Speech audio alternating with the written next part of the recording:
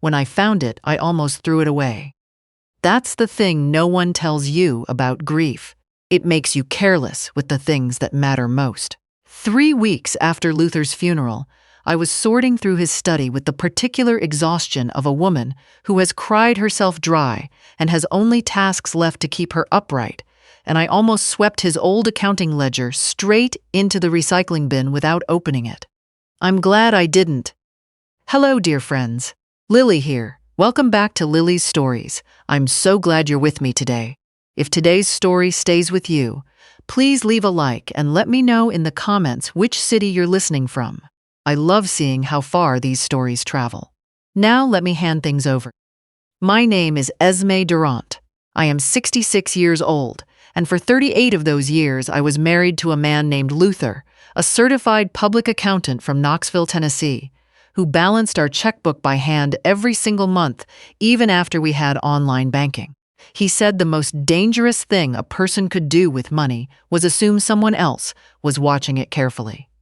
I have thought about that sentence every single day for the past 8 months. Luther died on a Sunday in September, a stroke, quick, while he was sitting in his favorite chair reading the newspaper. The doctors said it was, in their careful way, about as peaceful as these things go. He was 71. I did not feel particularly peaceful about any of it, but I told myself that was the grief talking, and I tried to give the grief its space.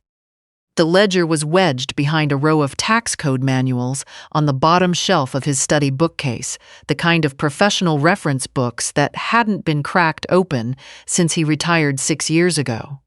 It was an old green ledger, cloth-covered, the sort that accountants used before everything moved to computers. I pulled it out because I recognized the handwriting on the spine. Luther's block print. Precise, unhurried, the way he wrote everything. Inside the back cover, taped flat with a strip of clear packing tape, was a black USB drive, smaller than my thumb. And beneath it, folded into a small square, a note written on a piece of accounting paper in that same careful hand. The note said 4 things. Open the drive, read everything on it, do it alone, not with Rowan. And then, I am sorry I didn't do this while I was still here to sit beside you.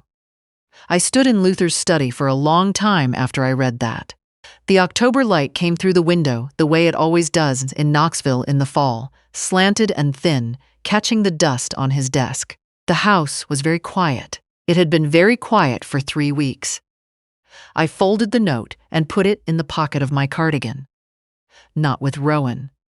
Rowan was our son. He was 44 years old and had Luther's jaw and my stubbornness, and had been married for 11 years to a woman named Felicity, who worked as a certified financial planner. Their firm had both their names on the door downtown on Gay Street. Rowan and Felicity, a team in the way some couples are a team, which is to say that one of them did the thinking and the other did the presenting, and everyone agreed this was a partnership. Not with Rowan. Not you don't need to include Rowan.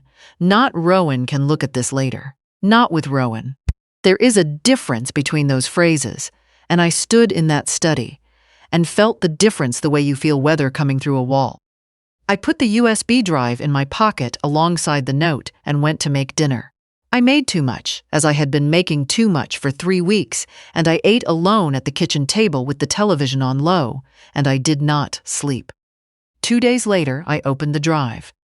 I used the laptop in the kitchen, not the computer in the study. The drive was not password protected. It opened to a single folder. Luther had named it E, which was my name, and I sat for a moment before I clicked on it. Inside were 3 things: a spreadsheet, a folder of scanned documents, and a text file that was 6 pages long and written like a letter, because that is exactly what it was. I read the letter first. Luther had been a CPA for 31 years. He had dated each section of that letter. He had cited his sources. He had included, at the end, step-by-step instructions for what I should do, and in what order, including the name of an attorney he had researched himself, and the reason he had chosen her specifically. Even at the end, leaving me the most important document of our marriage, he organized it so that I would not have to guess what came next. What it told me was this. 14 months before he died, Luther had discovered that our joint retirement account, an account we had opened together in 1989 and contributed to for 33 years, had been restructured without my knowledge. The restructuring had happened 2 years earlier during a period when Luther was recovering from a minor cardiac scare, and Rowan had offered to help manage the paperwork. Luther had been grateful. He had not read the documents carefully enough. He had signed where Rowan pointed. What he had actually signed was a co-management authorization giving Felicity, as Rowan's designated financial representative, full co-signatory authority over the account. Over the following 22 months, Felicity had used that authority to transfer money out of the account in amounts calibrated carefully to stay below the threshold for automatic review. The transfers were routed to an investment vehicle registered under a company name I did not recognize. Luther had traced the company through its public registration. The registered agent's address was a mailbox service 2 blocks from their office. The total was $187,000. He had discovered it by accident.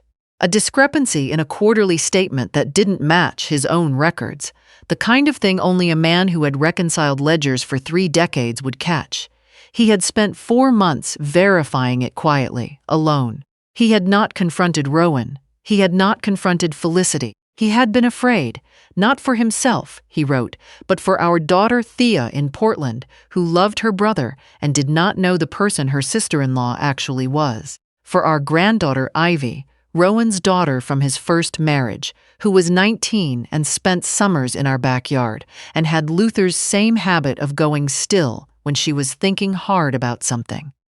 I was afraid, and my fear cost us both something I cannot give back. What I can give you is the paperwork, and I can give you a name. The name was Imani Osei, 19 years practicing estate and probate law in Knoxville. Her firm's reviews, Luther noted in his careful way, described her as not the attorney you want across the table from you, which he said was the highest professional compliment he could imagine. I sat at the kitchen table for a very long time after I finished reading. Then I opened the spreadsheet. It was exactly what the letter had promised. 31 months of account statements, printed and scanned, with his handwritten annotations in the margins. Every transfer, every receiving account number, every date. He had cross-referenced 3 transfer amounts with dates on which Felicity had emailed him asking to update his investment preferences. Emails designed to create a paper trail of voluntary cooperation. He had kept those emails. They were in the scanned documents folder. I copied everything to my phone's cloud storage. Then I closed the laptop and sat for a while in the kitchen, looking out at the yard where Luther's bird feeder still had seed in it because I had not yet been able to decide whether to stop filling it or not. The call from Felicity came the next morning. She had called every few days since the funeral, always warm, always practical, asking about the estate attorney, asking whether the financial accounts had been inventoried, mentioning that she and Rowan had experience with probate matters through their firm. This morning, I let it go to voicemail and listened afterward. She wanted to come by and help go through Luther's financial files before anything was accidentally misplaced during the cleanup. Her voice was warm and precise, the way it always was. I noticed, listening to it differently now, that she did not ask how I was doing until the very last sentence. The files were not an afterthought. My well-being was. I called Imani Osei's office that same afternoon and made an appointment for Thursday. 3 days is a long time to keep something like that. I went through the motions. Answered Thea's calls from Portland. Walked the neighborhood in the mornings the way Luther and I used to walk it together. Sat in his study in the evenings doing nothing in particular, trying to understand how I felt. What I felt was not exactly grief, not right then. It was the cold, specific clarity of a person who has just learned that a threat was inside her own house for years. On Wednesday, Rowan called. Not Felicity, Rowan. I noticed this immediately. She had assessed the situation and sent him because a son's voice lands differently than a daughter-in-law's. She was right that it does. She was wrong about what it would accomplish. He sounded careful, too, even, the way he sounds when he is managing a conversation rather than having one. He said Felicity had mentioned I hadn't returned her call. He said she only wanted to help with the estate paperwork. He used that word, paperwork, and did not once ask how I was sleeping. I told him I had everything under control. I thanked him. I hung up and wrote down the date, the time, and what he had said, the way Luther had taught me to document anything that might matter later. Thursday morning, I drove downtown, took the elevator to the 5th floor of a building on Gay Street, and sat across from a woman with close-cropped hair and reading glasses pushed up on her head and a yellow legal pad on the desk in front of her. Imani Osei listened without interrupting while I told her everything. I placed the USB drive on her desk, the printed note Luther had left me, and a copy of the spreadsheet I had printed at the public library because I had not wanted to print it at home. She read. She did not interrupt. When I finished, she uncapped her pen. "Do you have the original drive?" I placed it on her desk. She looked at the spreadsheet for a long time. Then she looked at me. "Mrs. Durant," she said, "your husband built a very careful case." "He was a CPA for 31 years, I said. She nodded slowly, almost to herself. "He documented this the way an auditor documents a fraud, step by step, cause and effect, nothing assumed." She set the papers down. "You have a case, a strong one." I let out a breath I had not known I was holding. She filed the first motions within a week. A formal challenge to the co-management authorization, on grounds that Luther had not been fully informed of what he was signing. A request for a complete audit of the investment vehicle Felicity had used, and a referral to the Tennessee Department of Commerce and Insurance, which oversees certified financial planners, because what Felicity had done was not only a civil matter. Her professional license had not been incidental to the scheme. It had been the instrument. Felicity's behavior shifted almost immediately after the motions were filed. Not dramatically, she was too controlled for that. But I noticed it. She stopped asking about paperwork and started asking about my health. She worried I was taking on too much. She suggested, twice, that extended legal proceedings could be taxing for anyone, and especially for someone my age, and that letting family handle certain matters was perfectly natural. She said, once, that she hoped we could keep this between us. I asked what specifically she meant by that. She said she just meant she hoped we could support each other. I wrote down the date and what she had said. My closest friend in the world is a woman named Cleo. We have been friends for 29 years, since we ended up on the same volunteer committee at our church and discovered over a folding table of donation envelopes that we had identical impatience with people who speak in meetings without having read the materials first. She is 68, a retired high school history teacher, a widow since 2021, and the most unsentimental, loving person I have ever known. I called her on a Sunday and told her everything. She was quiet for a moment when I finished. Then she said, Felicity never watched Luther at those family dinners, Esme. She watched his hands, what he touched, what he reached for, what he signed. I sat with that for a long time after I hung up. She was right. I could see it now, rearranging memories I had filed under different headings. The way Felicity leaned forward when Luther talked about finances. The way she had offered to help him understand his own statements during his recovery period, as though 31 years of professional accounting could be temporarily forgotten. The way she always seemed to know what things were worth.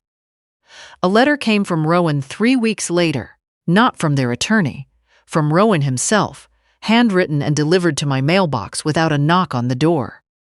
That last detail told me something about the arrangement between them. He drove the car. She wrote the strategy. The letter proposed a private resolution, a payment of $60,000 described as a voluntary family gift, in exchange for my withdrawal of all formal proceedings. It said, near the end, that legal battles were taxing at any age, but especially at mine, and that he and Felicity wanted to protect me from that kind of prolonged stress. At my age. I had heard a version of that phrase before in life, from people who had underestimated an older woman and been surprised by what she did next. I brought the letter to Imani. She read it, set it down.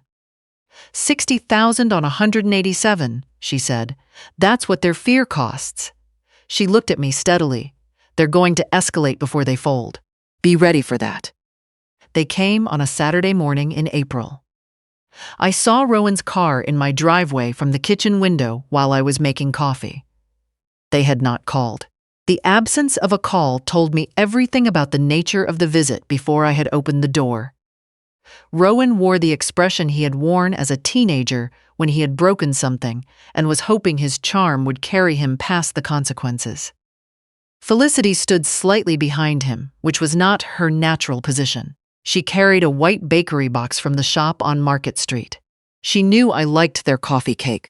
The box sat on my side table for the entire hour they were in my living room. I never offered to open it. She never mentioned it. I poured myself coffee. I did not pour for them. Rowan spoke first. He was sorry, he said, for the way things had become. He and Felicity had been under severe financial pressure. Their firm had overextended on 2 loans they had personally guaranteed, loans that had come due at the worst possible time. He had thought of it as temporary, he said. A bridge. He had intended to repay it before I ever noticed. He said Dad had understood the situation and hadn't objected. He did not say the word stolen. He said borrowed. He said informal arrangement. He said Dad understood.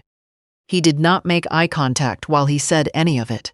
He looked at his hands, at the window, at the floor. I had watched this boy avoid the truth for 44 years.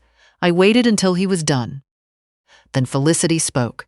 She leaned forward slightly, and her voice changed, dropped into a register she used when she wanted to sound intimate. She said she knew what a devastating year this had been. She said no one wanted to see me spend whatever energy I had left in courtrooms and depositions. She said I deserved peace. She said if I would drop the proceedings, she and Rowan would find a solution that was fair for everyone. I looked at her for a moment. I thought about the bakery box. I thought about the word fair and how easily it comes to people who have taken something that wasn't theirs. I thought about Luther sitting at his desk 14 months ago, quietly cross-referencing account statements while the rest of us were having Sunday dinner in the next room, doing that work alone because he was afraid, and then leaving it for me so that I would not have to be. I set down my coffee cup. What you transferred out of that account, I said, was $187,000. The offer in your letter was $60,000. What you're describing now as something fair, what number exactly did you have in mind? Felicity's expression shifted. Only slightly, but I had spent 38 years learning to read small movements. Fairness isn't just a number, she said. You're right, I said. It's also a legal standard. And the number I can demonstrate to a court is $187,000 plus my legal costs. Rowan started to say something. Felicity touched his arm, a small, quick gesture. He stopped. We're not here to negotiate in your living room, she said. Her warmth was gone now, all at once, the way a light switches off. We came to offer you a way to handle this quietly. You've chosen otherwise.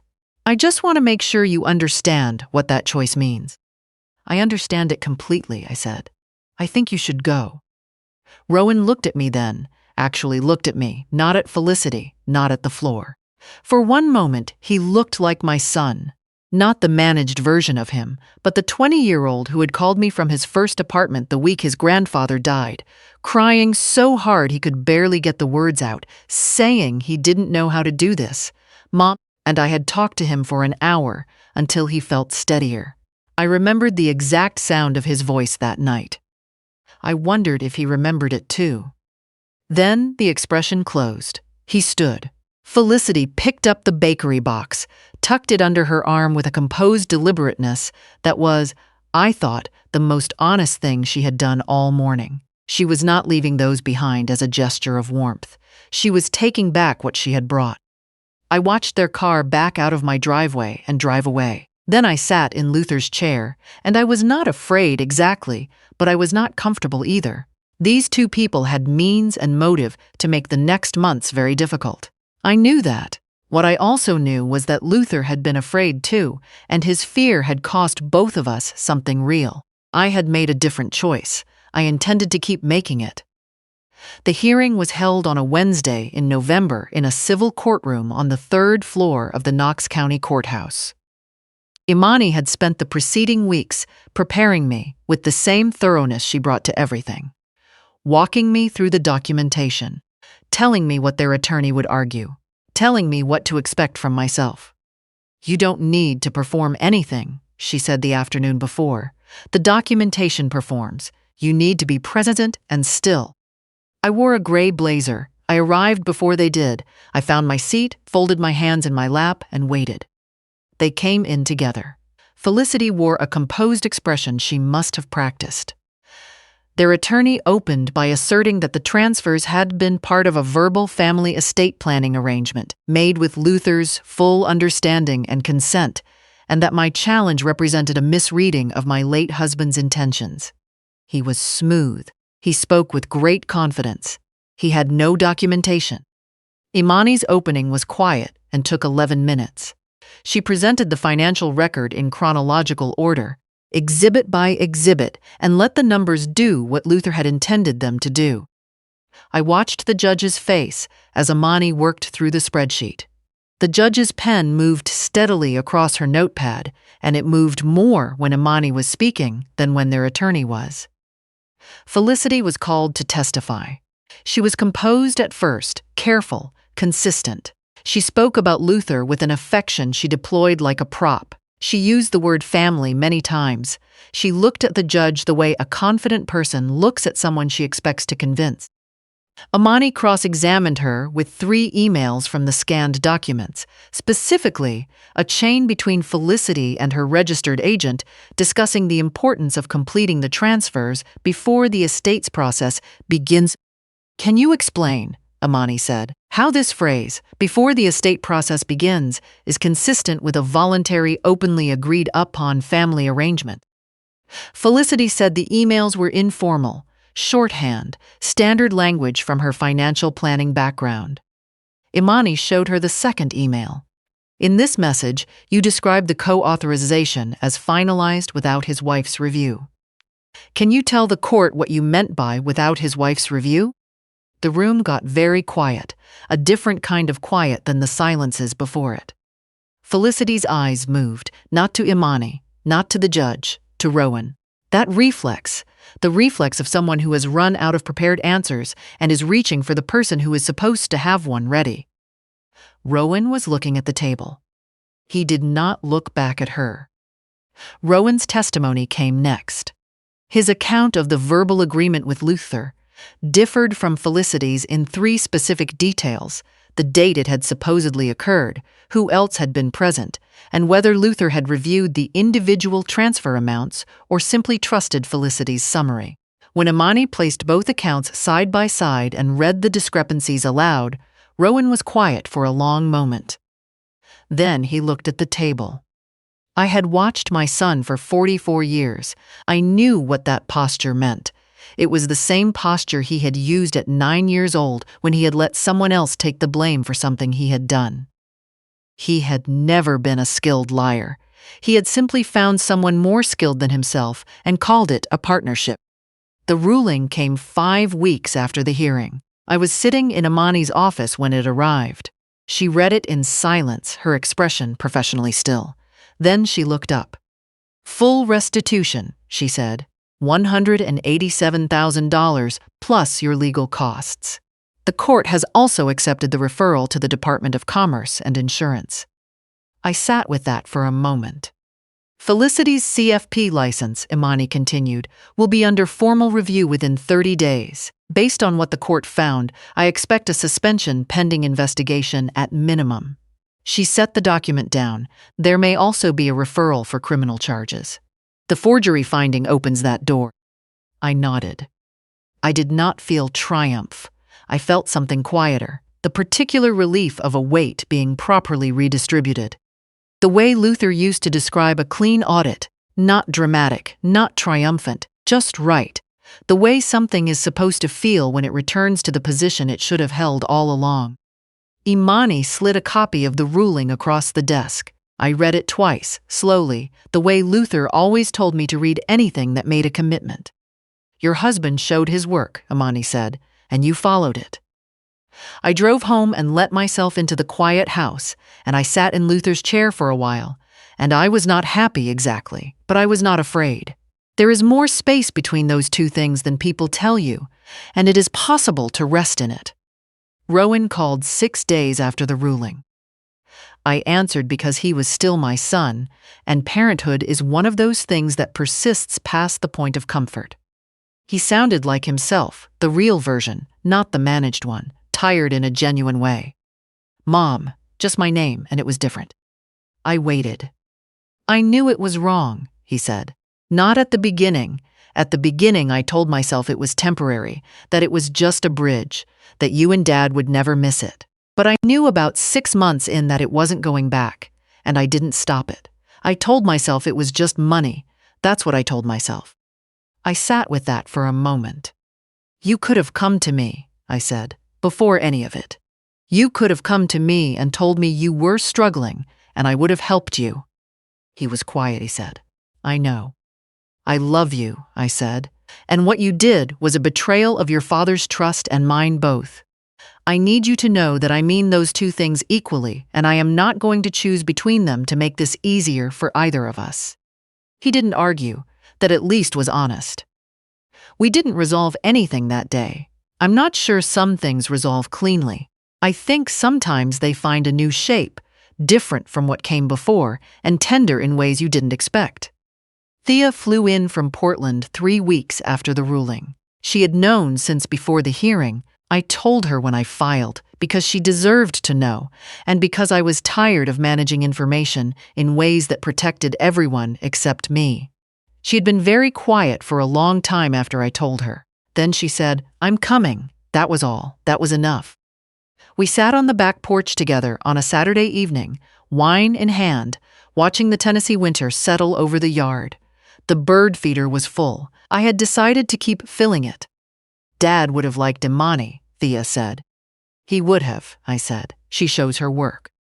We sat with that, and the evening was cold but comfortable, and neither of us needed to say anything more for a while. Ivy called me on a Tuesday in December. She was 19, Rowan's daughter from his first marriage, and she had Luther's eyes and his way of going quiet when she was thinking. We had not spoken since before the hearing. She said she didn't know how to explain how she felt about what her father had done. She said she wanted to come see me. She came the following Sunday. She ate 2 bowls of chicken soup and then sat on the sofa looking at the photographs on the shelf, and she pointed at the one of Luther and me from our 25th anniversary, and she said quietly, "He really loved you, Grandma." I could always tell. "He did," I said. She said, "I think he was ashamed that he waited so long. I think that's why he didn't tell you while he was alive. He didn't want you to see him afraid." She was 19 years old, and she had figured out in 3 sentences what had taken me 6 pages of letter and 2 months of proceedings to understand. She fell asleep on the sofa before 9 o'clock. I covered her with the quilt from Luther's reading chair and turned off the lamp and stood in the doorway for a moment. This was what survived. This was what no one had been able to take when they left. Felicity's CFP license was suspended in January pending a disciplinary hearing. The shell company was dissolved. The funds were returned in 2 installments over 90 days.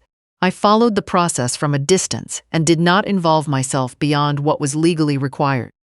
There is a widows group that meets at my church on the 2nd and 4th Monday of every month. Cleo had suggested it for 2 years before I finally went. I was resistant the way I am resistant to most things that require me to be witnessed by strangers. But I went, and I was glad. The group was 9 women. One of them, a woman named Lorena, who was 72 and had spent 3 years in probate litigation with her late husband's former business partners, looked at me over her paper coffee cup and said, "The first year, they test you. They want to know how much you'll absorb before you stop absorbing." I drove home from that meeting feeling, for the first time since September, something that was not grief and not anger. something closer to company. I was not alone in this. I had not been alone in it. I had simply forgotten to look around. Cleo and I began walking together 3 mornings a week along the river trail when the weather allowed. We talked about Luther and her husband and about the kind of ordinary, accumulated wisdom that only comes from having lived long enough to be surprised by what you thought you already knew. On a walk in late January, she said, "You seem like yourself again, Esme, like you're back inside your own life." I thought about that carefully, the way Luther checked measurements, and decided she was right. There is a difference between moving through your days and actually inhabiting them. I had stopped moving through them the morning I opened the USB drive. I had started inhabiting them again the morning Amani told me I had a case. Luther used to say, "The most dangerous assumption in accounting is that someone else is watching the numbers carefully." He meant it professionally. But it was true about everything else too. Grief makes you soft, and softness is not weakness. Soft things absorb more pressure than rigid ones without breaking. But you have to know who is in the room with you, and you have to trust yourself to know what you're looking at when you finally look. If someone you loved left you something with a note that says, "Read this alone," read it. You may not know yet that you are the kind of person who can walk into a courtroom and sit still and let the evidence do the talking. But you might be. What would you have done if you had found that ledger? I would genuinely like to know. Leave me a comment below, and please tell me which city you're listening from today.